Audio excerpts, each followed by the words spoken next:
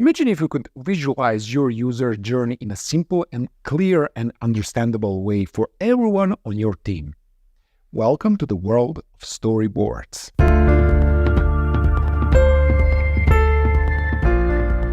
Storyboards are one of the most interesting ways to express user requirements so that everyone involved in the product development can understand them. They provide a clear, visual narrative that makes complex ideas more accessible.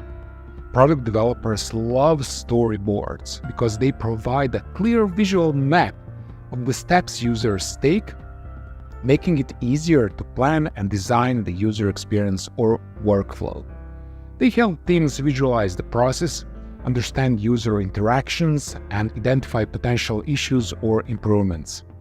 They are used across various industries like software development, marketing, education, and even healthcare.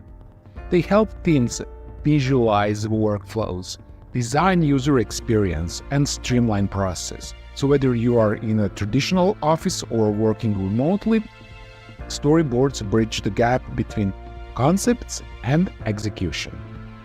In Scrum environment, storyboards can be incredibly effective. Using sprint boards in Scrum can add some overhead, but the time required can be managed effectively. So use them during sprint planning to visualize user stories and workflows. Allocate a few minutes to sketch up or update the storyboard, just enough to ensure everyone is aligned. Typically, each user story will need several pictures to represent key steps, maybe 3 to 5 depending on complexity. And then during sprint reviews, storyboards can demonstrate how features are intended to work and facilitate feedback. So they provide, as I said before, visual narrative that stakeholders can easily understand and comment on. Now, you might be wondering how many pictures per functionality or user story are needed. Well, the level of detail and the number of pictures depend on the complexity of the user story or feature. It's common to create a storyboard for each user story, especially if the user story involves multiple steps or interactions. This helps in visualizing the entire flow from the user's perspective. Usually each key step or interaction in the user story is represented by one picture. For example, if a user story involves logging in, navigating to a dashboard, and then performing an action, you might have 3 pictures. For larger features that encompasses multiple user stories, you might have a higher level storyboard summarizing the entire feature.